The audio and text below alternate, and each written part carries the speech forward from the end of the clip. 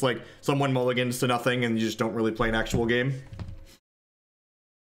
So this deck that I'm playing right now is a 2-shard ramp deck. It's kind of like, and ramp decks are always like pseudo control decks kind of. So it's got some spot removal, it's got some sweepers, it's got cards that let us play extra resources ahead of curve. This opening hand's a little bit medium. It's got a Palm of Granite, which lets us play extra wild resources out of our deck ahead of curve, but there's no ruby thresholds in it, so I'm gonna go ahead and play catch and release with this. So reducing variance doesn't get rid of all of the variance. We just have one shard here. I'm actually gonna keep this hand because the payoff is really high and we're on the draw. Acolyte of Shoku here is kind of a ramp troop. So if we get to 2, this can ramp us to 3, and then Palm of Granite can ramp us to 4. So Hex uses a modified hypergeometric distribution to eliminate the 5% or 10% most resource light hands and 5% most resource dense hands.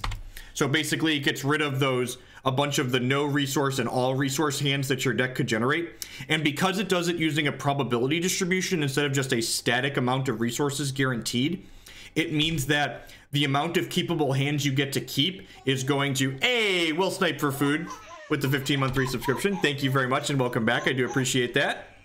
The amount of keepable hands that you get is going to change depending on how your deck is constructed. So unlike some other games where like they guarantee 2 and 5 resources in your opening hand, if your deck has less resources in it, Eternal carbon copied Hex's resource system. So if you're familiar with Eternal system, Hex is identical to it. You play your resource and they kind of go away into this like off pool on the side. So that hand was a little bit speculative. We kept a 1 resource hand with a 2-cost ramp spell and a 3-cost ramp spell in it, and then just ended up not getting paid off, which isn't a big deal. That's going to happen. One of the things I really love about Hex's ladder is Hex is a big focus on consistent competitive gameplay. So in addition to having a lot of variance reducing mechanics, their ladder is also variance reducing because their ladder is best of 3. It just makes sense. If you want to give the better player a chance to win more often, you should play best of 3 as opposed to slamming best of 1 and just spiraling that variance out of control. So we're gonna reserve here a little bit and submit back up. One of the other things that's interesting about Hex is you can see I didn't mention my opponent and I each have this portrait on either side of the table. You'll notice they say Cassia Gold Knight and mine says Lady Avalanche. These aren't just cosmetic. You'll see here they actually affect our starting health total as well. So I start with 22 health and my opponent starts with 23. The ice here are a great piece of thing that reduce variance. So when I play this ice resource, it lets me choose between Seek Fortune and Seek Adventure, and my hand needs a 3rd resource in it, so I'm going to go ahead and pick Seek Fortune. So the top card of my deck is guaranteed to be a resource next turn, which is great. Take the stop off my ready step.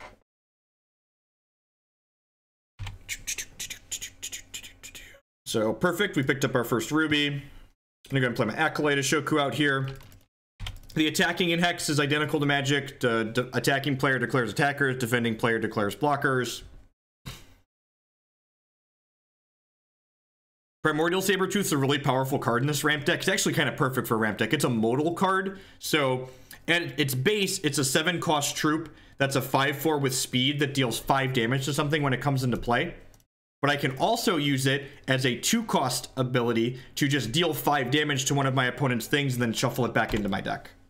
Sorry, put it randomly back into my deck. Hex doesn't shuffle.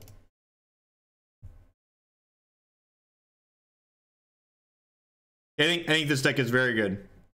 This is definitely, I think I'm just running this back this weekend. Gonna go ahead and till the soil here. This gives me just an extra resource to kind of ramp up here. Wildlife is one of my payoff cards in this deck. It summons X random wild troops of cost X. So like the more resources you get, it kind of scales as you go up. So you get, for 4, you get 2 costs. For 6, you get 3 costs. For 8, you get 4 costs. Yes, yeah, every time you play a card or put a triggered effect on the stack that targets, it goes into this chain in the middle where you can see like I have a chance to say resolve this, or if I had a quick action and resources available, I could respond to this guidance. Opponent plays an ice of their own. I wonder if they left Runebind in their deck. Runebind's a card that can kind of mess up my wildlife here. Yeah, right? I think I'm just gonna go ahead. I'm gonna go ahead and Sabretooth this. So this shows Hex's resource system, how it works a little bit here. So I'm gonna play this wild shard out, and I now have 7 resources. So I meet the total resource requirement to play this Sabretooth, but it requires me to have played double Ruby, and I haven't played a second Ruby resource yet this game. So I'm just gonna go ahead. And shoot this because its activated ability only requires a single Ruby. Then, oh no, did my client bug? Well, that's not very good. So, I'm gonna reload Hex real quick. One thing that I should mention is that Hex officially supports Windows and OS X. And for those of you that aren't aware, I stream using a Linux computer, and they currently have a testing build of the Hex client for Linux. It's not officially supported because they haven't tested it for bugs and minor issues, but I play tournaments on it, and it works pretty well for the most part, but it is not officially supported. But it's better for me than having to install Windows to play Hex, which would, you know, suck. I have a Windows VM to play Magic Online in. I should get offered the option to reconnect to my match here. Hello? Where'd my match go? I have a Windows 7 virtual machine that I run in VMware.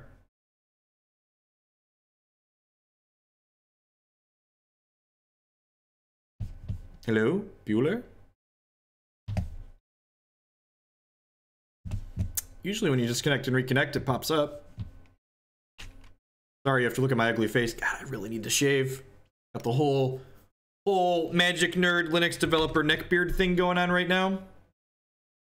No, Magic Online barely runs on Windows. It does not run via Wine.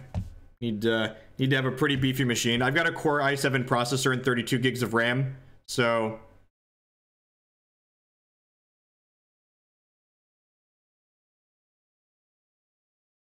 there we go. Wonder if it's because I clicked into the battlegrounds too quickly. All right, anywho, we're back. Play Matilda Soil. Pass the turn here. I guess I can make a... So this is an activated ability where I can spend 3 resources to make a 1/1. So we'll go ahead and do that. And then next turn we can wildlife for 4. It kind of sucks that we need a second Ruby still, because our Runic Avalanches require a second Ruby.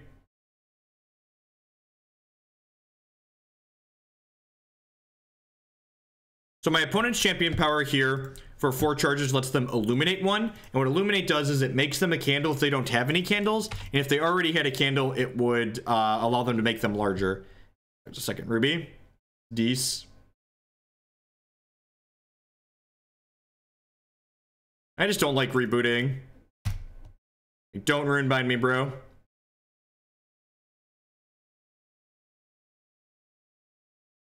So if we don't get Runebound, this will generate 4. Alright, so what Runebind does, Runebind's really good against X cost cards. This matchup's probably bad for me. So Runebind is a quick action that it transforms any card on the chain or in play into a Mysterious Rune. And Mysterious Rune is kind of the stasis state. So normally, the card that gets Mysterious Rune is just kind of delayed. But because this card costs X, when it comes off of being Mysterious Runed, it's just... It gets replayed as X is 0. So Runebind is basically a hard counter for cards like that. Really want like a Runic Avalanche here. So my wildlife gets played here, but it actually doesn't do anything. Let's make some dorks here. Yeah, exactly. It's like Spellqueller and X spell. Something along those lines. You know what? I probably should have held that resource, because if I hit an Exalted Pathfinder, I'm just gonna come out of next match. That's the best thing. So Hex's ladder is completely free to play. So, you know, conceding out of that match and moving on to the next one, that matchup's probably a little bit bad for us. Didn't cost me any money to do that. Hex's ladder runs on two month cycles, so You can play up the ladder and earn all the prizes for playing up the ladder. And at the end of every 2-month season, they actually just posted the end of the last one. The top 64 players get invited to a 64-player tournament. This seems okay. So Eternal Seeker is one of our ramp payoffs. This card is very good. It's a 5/5 with flight for 7, and it's shardless, so it doesn't have any threshold requirements. And when it comes into play, I pick a number, and I void every card with the same cost of the chosen number. So someone mentioned Eternal earlier, comparing Hex's resource system. One of the things that's different in Hex versus Eternal is that the fixing in Hex so far is much worse than the fixing in Eternal. So Well of Savagery is a dual resource, but it's a dual resource with the stipulation that you have to already have a threshold to use it, and it only gives you one threshold or the other. So this doesn't give me wild and ruby. It gives me one single wild or one single ruby. I actually help maintain an Ubuntu-based Linux distribution called Bodhi Linux. Runs on the Enlightenment desktop. I enjoy paying $2 per match. Yeah, man, whatever floats your boat. You know, who am I to tell you how to spend your money, really? So Palm of Granite is super good. So it plays one wild resource out of our deck and then gives us a second to put in our hand. It plays Acolyte of Shoku out here. Opponent likely playing the Candles deck, which puts a bunch of one-cost things into play. Yep. So these Eternal Seekers are going to be real good when they get rid of all the candles. Exalted Pathfinder is one of our ramp payoff cards in this deck. It's a 3/3 for 4, and it says whenever you play a resource, we draw a card, which is pretty good.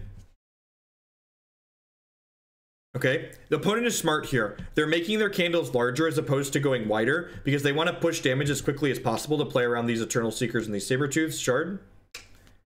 Where should it? I'm gonna go ahead and cat one of these just so I don't die to like Acquirer of Wax next turn. I'm gonna go and play this other Acolyte out. Playing this other Acolyte out means the Seeker's gonna get to be castable next turn.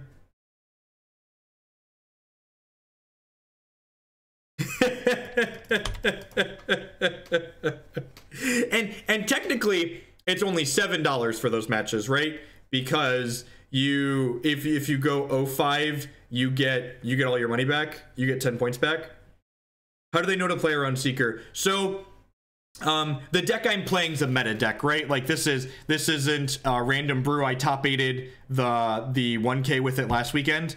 Opponent packs it into the Seeker. So they're familiar with the deck I'm playing, so they know what cards are likely to come out of it that they should be playing around. My opponent decides that playing against my Eternal Seeker deck is not worthwhile, so they packed it in and headed home. Well, so the ladder season just reset, so I'm not currently in Hex's Cosmic ranking. While you're climbing up the ladder, there's a non-zero amount of concessions like that people are just like, nah, fuck this, I'll find an easier match. One of the things that's kind of great about Hex is they're very free with all of their data. So WotC hates data, man. Hex does not. So this is the match of Hex that I just played. Every time a ladder match finishes, it posts to this website, and you can see my deck, you can see my opponent's deck, you can see our reserves, you can see the result of the match. When Hex has their 1K tournaments on the weekend, you see every single deck list that enters the tournament, and you see every match and every other deck that those decks play against in that tournament. That's fair, Kadar. That's very fair. This matchup's tough for Candles. I think this is Candles' single worst matchup. I think the Candles deck is one of the better decks in the format. I think that and Sockets are the two best decks, but I definitely think that's actually one of the reasons why I like this ramp deck a lot, is because it's pretty well positioned against Candles. The current Hex standard format's pretty diverse. There's two different aggressive decks. There's a tempo deck. There's a couple different control decks. There's a few mid-range decks. There's this ramp deck.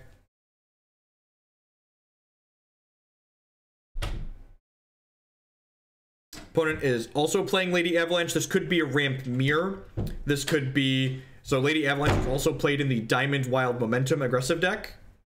How's Reanimator doing? I'm not sure that anyone's been playing Reanimator. It top 8'd the first bash of the season, or the second bash, but I haven't really seen it on the ladder. Play this Wild Ice. I'm just gonna guarantee another resource here. My Exalted Pathfinder pays me off for having lots of resources, so... And I already have a turn 2 play. You wanna watch a show? Let's see what threshold they make here. Okay, looks like a mirror. How much does it cost to get started in Hex? So the tier 1 decks typically range somewhere between like $80 and $150. But because the ladder is free to play, it's very reasonable to get into the game with a budget deck. And the budget candles deck this season, for instance, costs about $15 to build outright. And you can pick up that budget deck and learn the game and grind on the ladder for the free rewards, and then eventually build your deck up into a better deck. You can also have Hex be completely free to play if you want it to be. If you don't want to put any dollars in, you get free cards for starting, and there's a single player campaign where you can grind the in-game currency just by playing it. But I'm really not much of one for grinding. My opponent killed my ramp dork. That was rude. All right, let me play this out.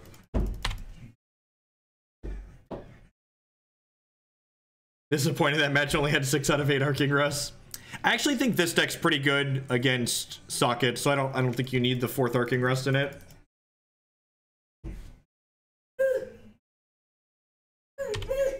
So our next turn's gonna be pretty good. We're gonna get to play. Nice, Danny. Yeah, I know a lot of people that got to Cosmic last season with the Candles deck. Yeah, I agree. I think Neo should have been double wild.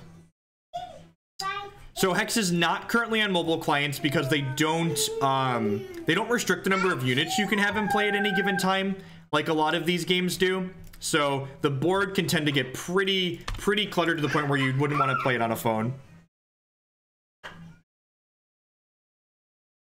They do plan to come to tablets at some point this year, but they don't have a timeline for that. I don't think that we'll ever see them officially support tablets though, or officially support phones, just because of the small screen. So next turn I can play this wild shard and then play this wildlife for 3.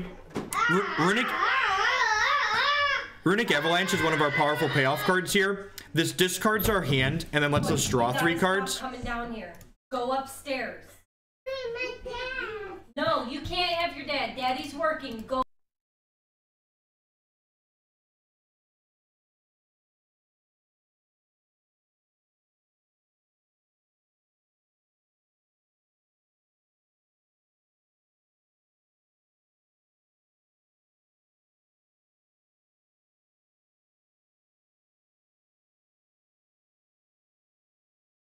And I'm not sorry, I was muted there.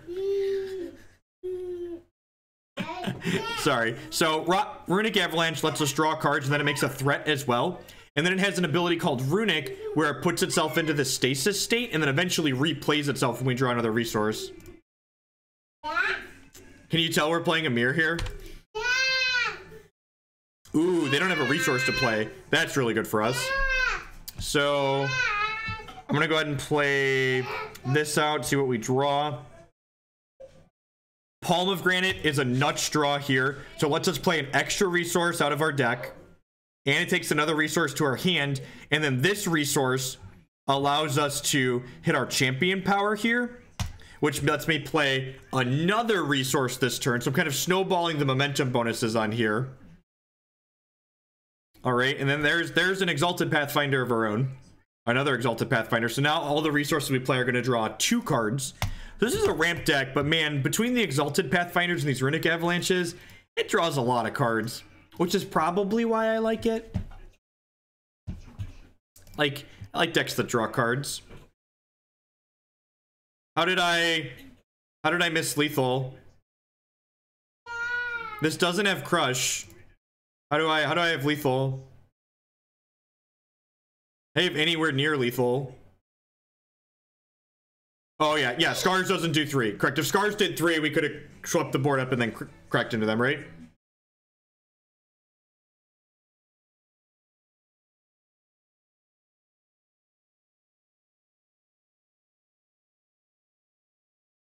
It should do 3. Actually, Scars would be much worse in this deck if it did 3, because then it would kill my Exalted Pathfinders. I mean, you can play sweet decks like this in Hex. You know, some days I just feel like a hex drug dealer. That Hogland, he's at it again, dealing hex to all the kids. Eternal Seeker is kind of awkward because it's symmetrical. It would get rid of all the 4s. Do I want to get rid of all the 4s? I'm kind of ahead here, right? If I get rid of the Exalted Pathfinders, am I ahead here? I have these Runic Avalanches in my hand too.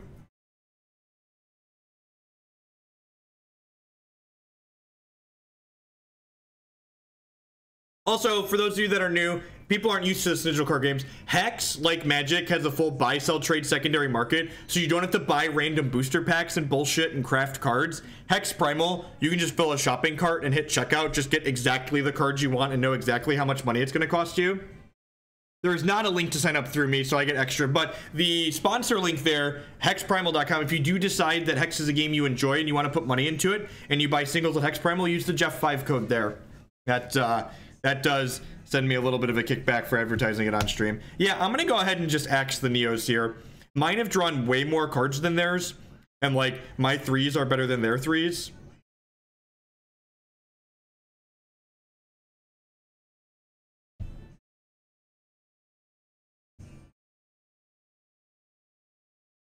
Go ahead and crack with these.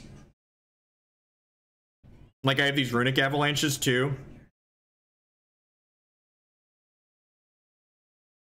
Yeah, the Sapphire Shard in this game does tend to have more of the interrupts than other ones. Yeah, opponent is very rude there, real salty. When this deals combat damage to an opposing champion, Fate Weave. I'll take a non-resource.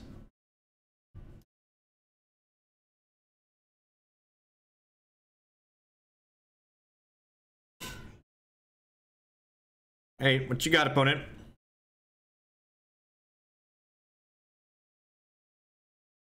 One of the things you want to make sure you're doing when you're playing this deck is Runic Avalanche feels a little bit bad sometimes to discard your hand, but like we have so many resources, like our hand doesn't do much right now, right? So like unless we draw something really good, I'm probably just Runic Avalanching next turn. Get a rare portal and you play a card for sure.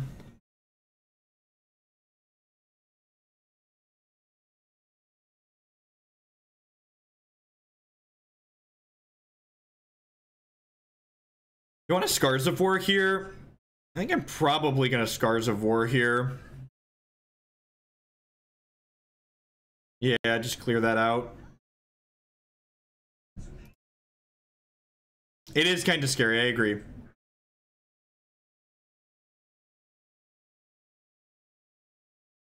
This way, if I draw another Scars, I can clean out their board. Sabretooth is decent. So I'm definitely playing a Shard here. Oh, I can play a Shard, and then I can Sabretooth, and then I can Runic Avalanche. Yeah, that's perfect. Kill that. Play this now so I get a better feel for like how big of a rock elemental I have. Wow, that's a tilt. Hit only 2 total casting cost.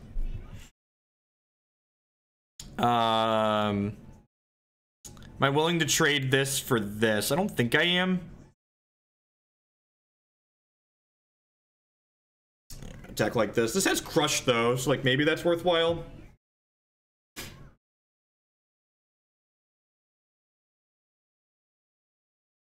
So if we don't draw a resource next turn, we'll be able to Wildlife for X's 6. And X's 6 is really powerful because there's a troop it can create. Oh, that is Skyguard, sure. There's a troop it can create that gets our Wildlife back to our hand, which is really funny.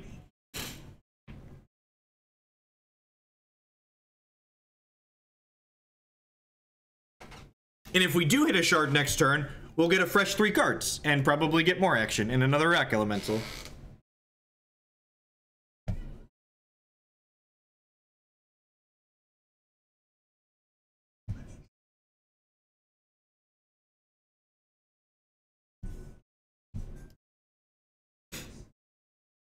I actually hit a 0/0 elemental the other day. I was like, well, this was bound to happen eventually. Windsinger's no longer in Standard Immortal. So my opponent can Wildlife for 5 here.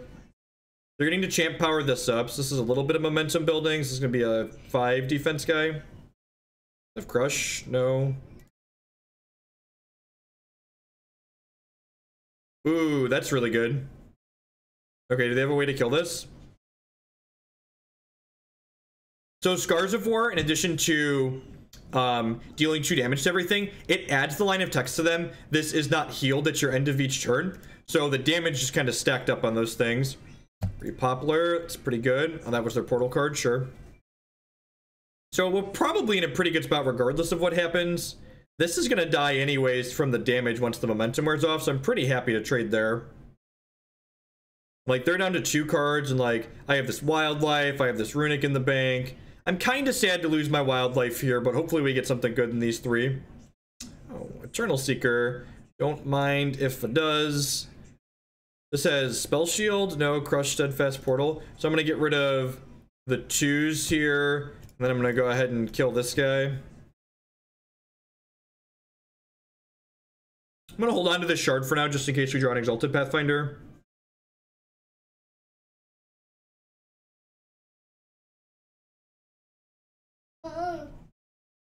Eternal Seeker of their own is pretty good. We have a health total bonus a little bit here, right? They might get rid of the Rock Elemental, yep. Okay. That's unfortunate. Alright, so I'm gonna do this. I'm actually gonna hit my champion power here, which will make my Eternal Seeker bigger than theirs. This way they don't have the option to trade. And we're kind of at parity, right? It depends on how good their last card is here. The fact that our Runic Avalanche came off and we didn't get to Wildlife felt pretty bad. Chump blocked. They have another Seeker here. Oh, they have a Cinder to finish it. Okay, well, we're at parity, and I have 2 more resources than them.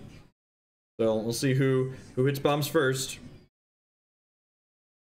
Little race to bomb diggities.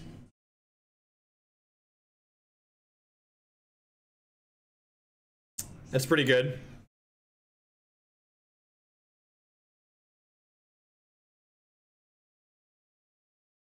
Alright, well, now we need an Eternal Seeker to clear the board. I'm through only one of those. Yep, we're dead. First one to draw bomb wins. Immediately draw bomb. Yep. Yep.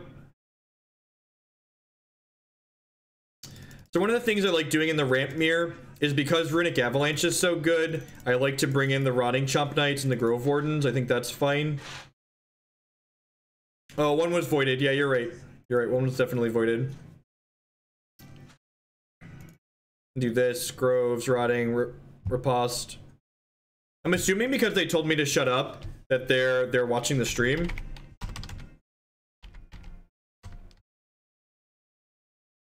So I'm assuming they're gonna do something similar since they're listening to me talk.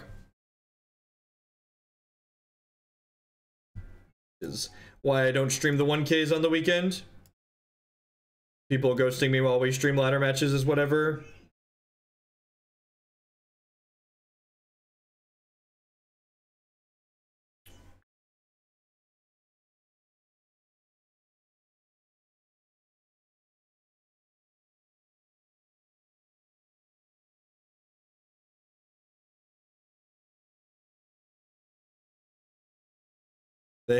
If they feel the need to stream snipe while playing this ladder match that ultimately doesn't matter much, you know, they need the win way more than I do. If that's the case. If their ego needs it that bad.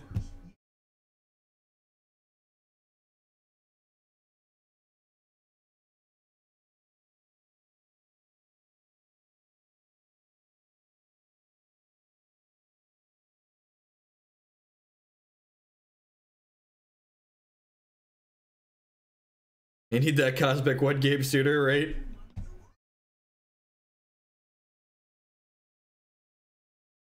I think this is a redraw. I just think you don't keep any 7s without a ramp spell in them. 7 is much better. 6 is pretty good. Couple resources, Acolyte of Shoku. Get a Fate Weave on one. I'm gonna go ahead and Fate Weave. I like to Fate Weave for resources pretty aggressively until I get my double ruby.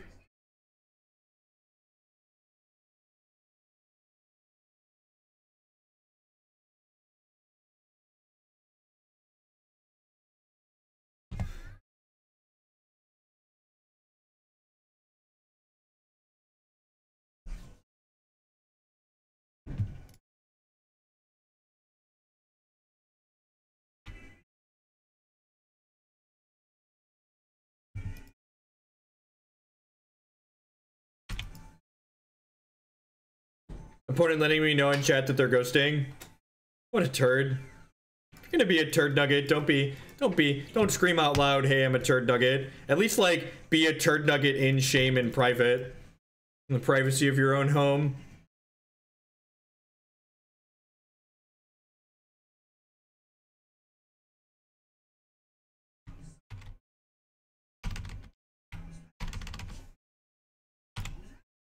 I do not watch any network television, really. Mostly just watch Netflix.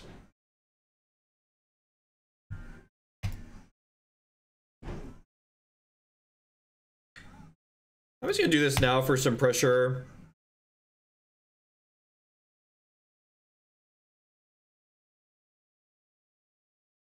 They said they have no shame. Here, I'll put the chat up. There you go.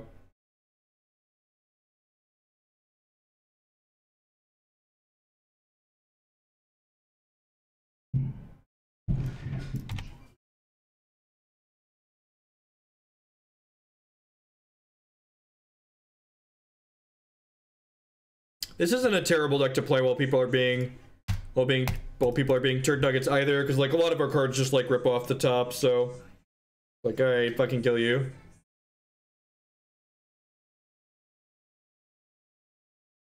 You laugh at my pressure, Bob. We're attacking for 7 this turn, huh? Getcha.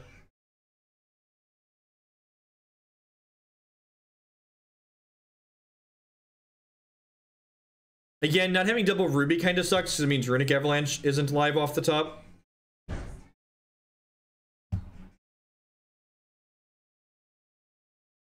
The opponent's name is Jorge Jesus. Jorge Jesus. Turd Nugget for short.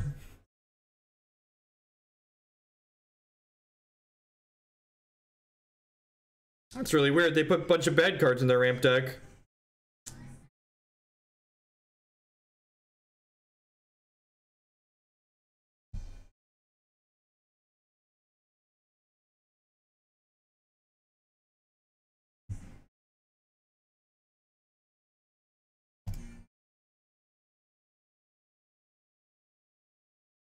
Alright, I mean, they're at 12. They have no board.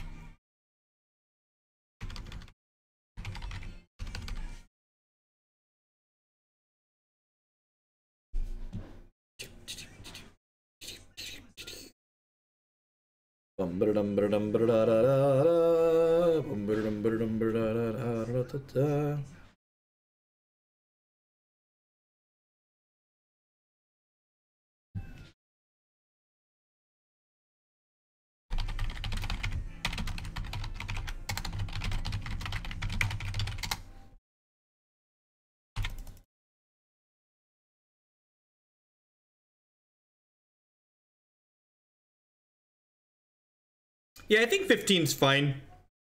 We're playing 15 of each. The problem is you want to skew towards Ruby more, but the issue is that you have to play a minimum number of wild shards so your Palm of Granites don't brick in the mid to late game. Is the real issue. And you see my opponent is neither clever nor bright because they weren't able to play around my top deck Ruby shard here. So have a big old, nice old glass of get fucked there. Big old cup of get fucked. About my 14-14, how you feel about that one? Shadow Real with the 9-month resubscription. Thank you very much and welcome back. 3/4 of a year. I do appreciate it.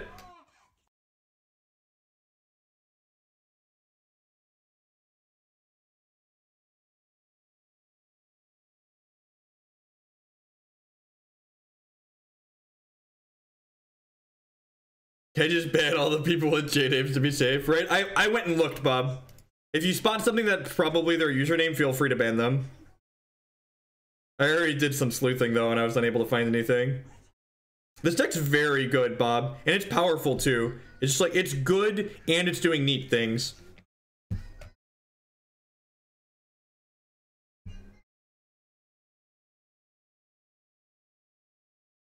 Just go ahead and click submit.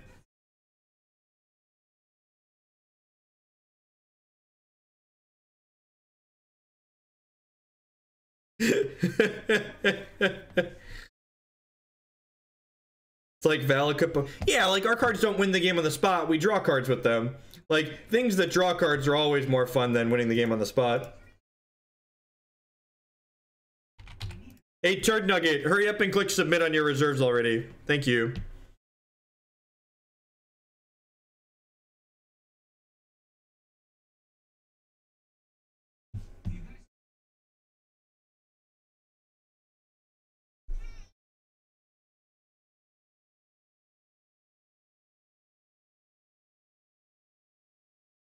And does some stuff. It's got a ramped card, it's got some resources. Send me up.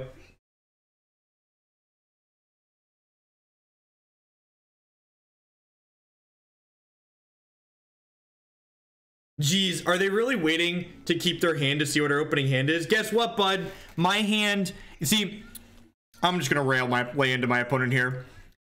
My hand doesn't matter for the context of your hand, buddy. You should just be mulliganing hands that don't have ramp spells in them at 7. That's what you should be doing. And if you're not doing that, you're an idiot who should play better.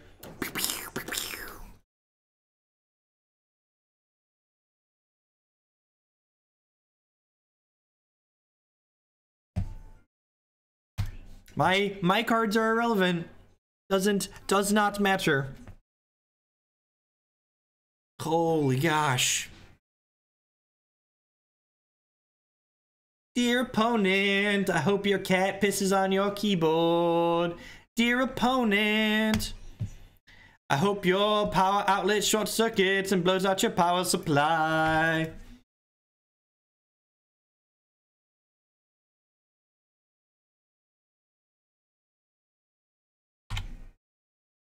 Take it easy.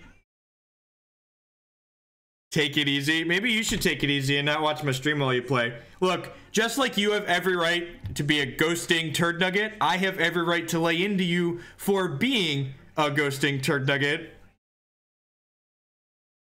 Yeah, short the motherboard out. That's my favorite. Be nice to me, I'm new. Nah, you're a wanker. You know, I don't have to be nice to wankers. You banned my Lasgar's. I hate you. Lasgar's Vengeance is exactly the type of no skill, low IQ hex card that I would expect someone ghosting to play. That's what I think. Drew the second Ruby because I'm a goddamn professional. Take it easy.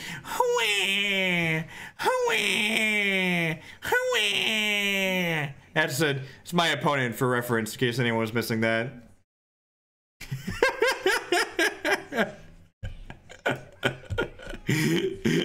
Poor Shredder, so defensive.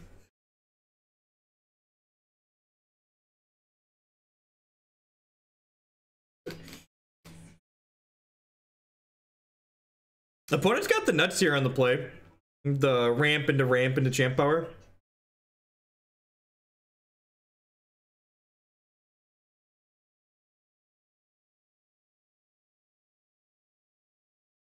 I'm gonna go ahead and use these. In general, you want to just spend your resources as efficiently as possible, as often as possible in this deck, because you have so many large plays that you just want to keep making them. I opened the tab and re-up to a lot of anger. You're not wrong. We're used to children crying on this. That's true. So this is why they didn't use their champ power last turn. They're gonna get 2 draws out of this Pathfinder now, that's fine. See if they have another Tilda Soil or Acolyte or something here. Look like it. I'm gonna go ahead and do this. Go ahead and do this. Hit this wildlife for 3. The problem with playing a children's card, that is true. That is true.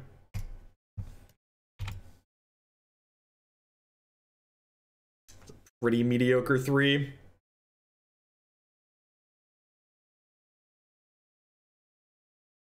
We'll see. This Pathfinder could run away with the game pretty quickly. It's pretty hard to kill Pathfinder in these mirrors, because it's like Seeker or Bust, basically. Because if you keep hitting resources, he self-enables himself. He's self-enabling, and Sabretooth very rarely is able to push through it. The 1/3 no, the 1/1 no ability. Hey, when I play a resource, it gets bigger. Come on now. Come on now. Yeah, they're gonna get to trigger momentum 3 times here. Draw 3 extra cards. If we have like a good, we hit a good, what's it called? Runic whatever, we could be okay here.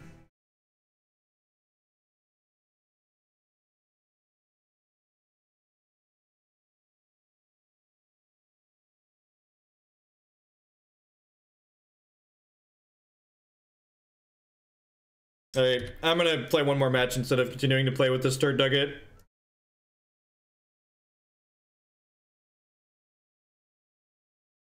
And then under the breach one more time. Yeah, they killed our thing there because they could see our hand and knew that they wanted to keep us off Seeker. So, it was a good use of ghosting on their part. Probably not bright enough to make that play without hearing me talk about it.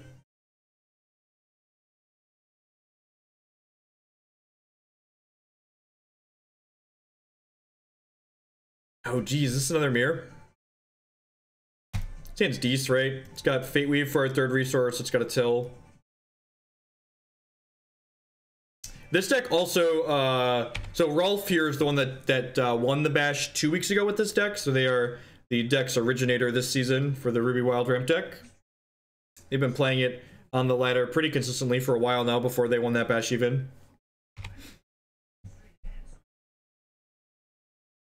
Okay.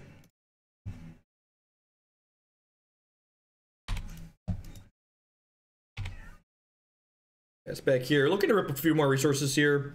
These Scars of War, not stellar in the mirror, but the rest of this hand was good, so not throwing it back.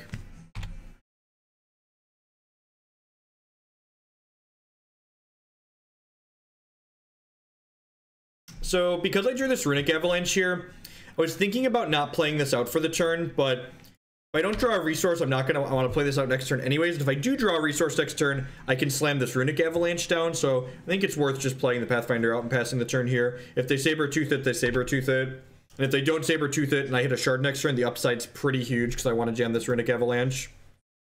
That's not a Sabretooth. All right, sweet. So if we had a non-slow Shard here, or even a Ice would be insane. That's really unfortunate for us. We do get to guaranteed Runic Avalanche next turn because of the Acolyte of Shoku, so we've got that going for us, but gives them another window to interact with our Pathfinder or play their own. And now this could draw them into a Pathfinder, so if they have 2 shards here, they're going to get to draw a bunch of extra cards. It's unfortunate for us.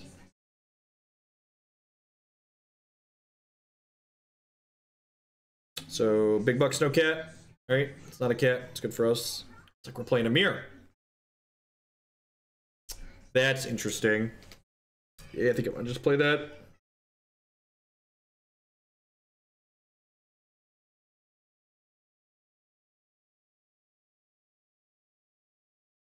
I'm gonna champ power this one. There's an article here called How to Hex that kind of talks about some of the important differences between this and Magic. Well, geez, well, this has just been kind of crazy. We've hit all sorts of stuff now. Yeah, I'm gonna play this out and get another resource on top of my deck. And then next turn I can play 2 more resources.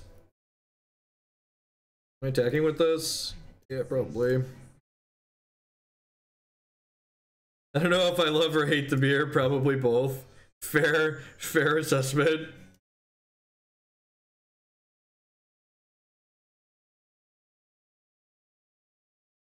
Rolf's configuration is probably a little bit better suited for the mirror. Rolf was playing Pyre Strikes, and I chose to cut those. This is really scary. Probably jumping with my own Acolyte of Shoku this turn. Well, I guess it's possible for me to kill them on the backswing if they don't put something else out. Good lord. Neo's building some momentum here.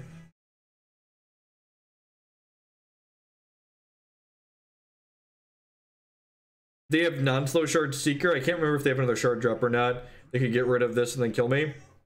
They go Sabretooth shard drop, they could kill us.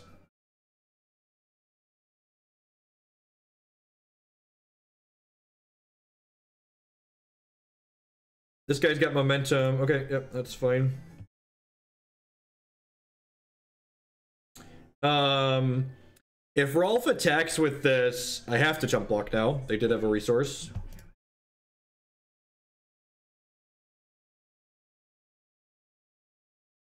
I kill him on the backswing here. I'm gonna play this. If I give this another momentum, this would be 15. That's not quite enough, so I'm gonna play this, clear all their threes out here.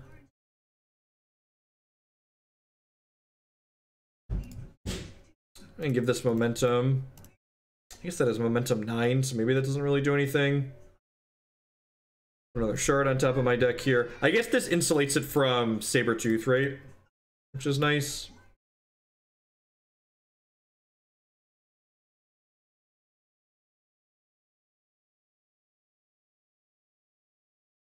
The best way to increase my card selection. Just playing the game is the best way to increase your card selection. Any games you're playing at all, you collect account experience, and the higher your account levels, you get like free limited entries and stuff like that.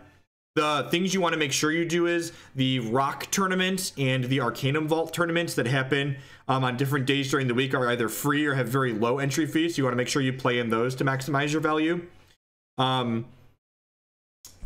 Flamelick could go either way. A third Wings of Wax probably isn't terrible. Honestly, going up a shard's probably not the worst thing you could do either. Oh, you know what? Am I about to get Scars of Ward here? It feels like I'm about to get Scars of Ward. Okay. Why did they return to Cinder this?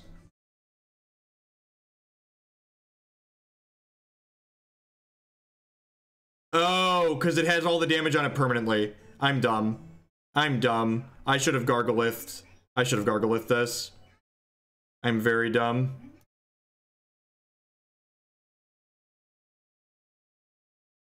That's lethal because I'm lucky.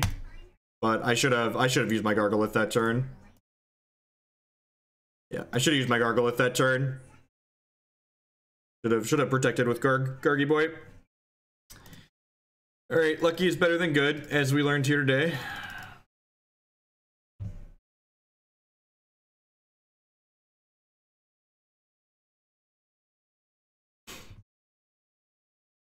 Scars of War makes all damage permanent, Shredder. It says they're just not healed in general. It's not just the 2 from Scars of War that doesn't go off it. It's all damage stacks up on the troop until it dies.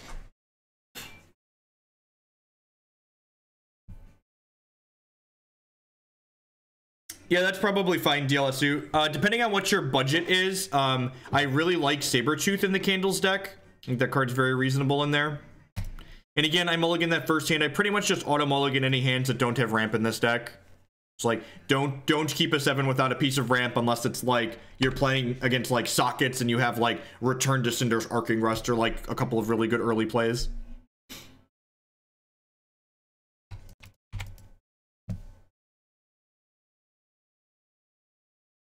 So worth noting here, because we've drawn 3 wild shards here, these Palm of Granites, the next Palm of Granite we draw actually isn't going to do anything.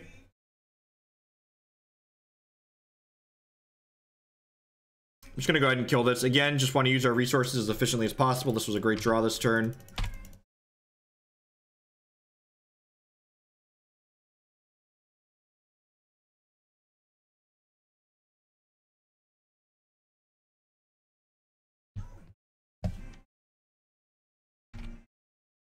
No ramp out of them is good for us.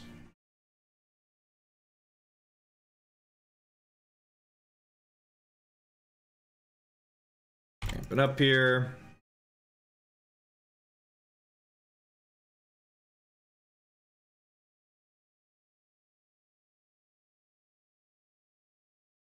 See if they have a Palm of their own. They do not. They are getting into range of Runicking soon, though.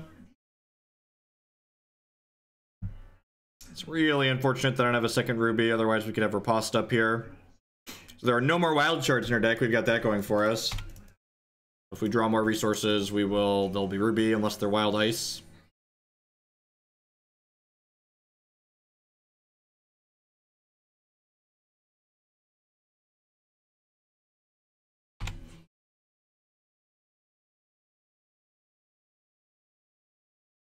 Okay.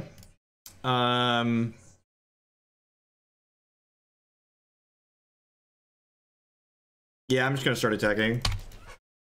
I think again, use my resources whenever possible. Advice, you know, holds true. So if this hits them for 5 and then they kill it, like, that's fine.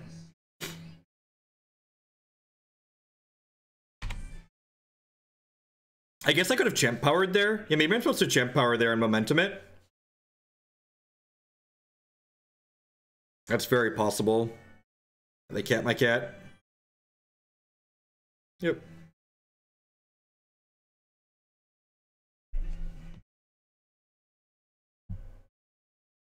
So I'm gonna hold, I don't want to hold too many shards in my hand, but I'm gonna hold 2 shards at least. If we draw the third, I'm gonna keep playing the third out. But if I go ahead and hold on to these other ones, if we draw Pathfinder, that will be very good for us. One installed on resources. We don't have a lot of action, but they don't have any resources. That's good for us. Acolyte of Shoku's decent. And again, I'm just gonna hold these for Pathfinder for now. I don't ever want to hold 3, but I think holding 2 with a champ power is fine. There might be merit to like momentuming this, but again, like, not interested in spewing all these resources anyways, so.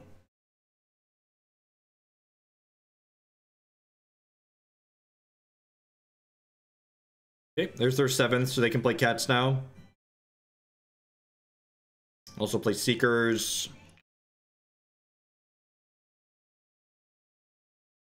Yeah, I think Hex is great. Hex is my favorite digital card game by far. It's probably just my favorite card game in general, if we're being honest. It's completely free to play to dip your toe in to start, and if you decide you want to like get a taste of the competitive side of it, you can. I played a resource, so I was gonna hold them. You can do that by just picking up the budget candles decks very cheaply. So his Grove Warden insulates us a little bit against like what's it called? A Seeker or something like that. All right. I'm gonna hold these for now, like I said, so there's Pathfinders in our deck somewhere. I keep a list of budget decks here. So if you do decide you want to pick up a cheap deck, the Candles deck there is very competitive. I know lots of people that have gotten to Cosmic with it every season. And it's been legal the last 2 seasons now.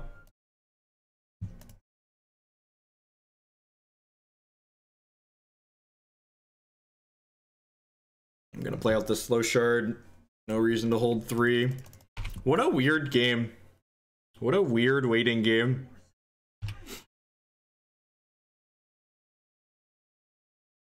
I wonder how many Ripostes are in their hand.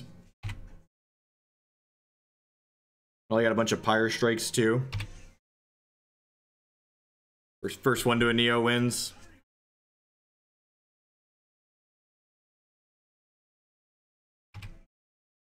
Wonder if I should just jam this Grove Warden. I probably should just jam this Grove Warden at this point, Han. Start attacking. Yeah, buddy. Yeah, I think it's time for like the mediocre beaters plan. You know what? I should have champ powered him just to like get the momentum going. I wouldn't play an extra resource, but putting momentum on him is probably fine. Yeah, my 6/7's bigger than your 6/4. Rawr, Grove Warden, doo doo doo doo. Grove Warden, doo doo doo doo. He's got Steadfast too, so he can start crunching in here through their 6/4. Oh no! Oh no, they're giving it momentum. They're holding shards too, okay. Maybe I should have leveled mine up here a little bit. Gross. God, are we gonna get got here? I guess it depends on what the top card of our deck is, right?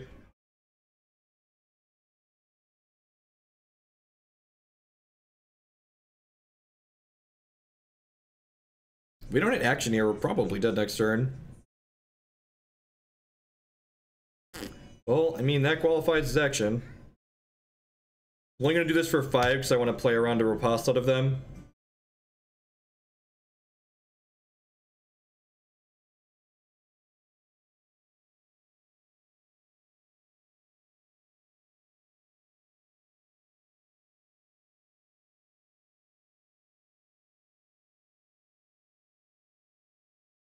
Alright, they do have Fire Strike in their deck. I'm not going to get to play this Pyre Strike, which sucks, but it does make this large enough to attack through the Seeker and generate some more value here. They can either chump and give me a 2-drop. If they have another Seeker, they probably want to chump. Remember, Seeker, yeah, Seeker's going to get to clear out all of my 5s here nicely for them. Seeker is a counter to Wildlife. This gave me charges. It's 15 charges right now.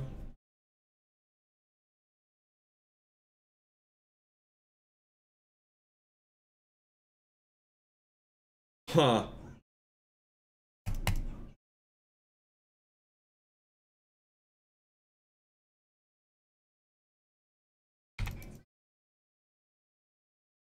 So now I get to use their Runic Avalanche while I was otherwise out of gas. It was good for us. And this, everything has to block this, right? They just have another one? Well, everything has to block this, so they're just dead, right? Opposing troops must block this if able. Take 4, 9, 10, 11, 12, 13, 14, 15, 16. Yeah, I think that's just the GGs. Yep. Alright, well that was weird that we played 2 mirrors there at the end. I think this deck's definitely picking up in popularity. I'm gonna go ahead and call it a day. We've been going for about 5 hours here, so I will catch all y'all around later. I'll be back on tomorrow with some more magic, followed by a little bit of hex. So I'll catch all y'all around later. Everyone have a good evening and the rest of your week if you don't catch me back around soon.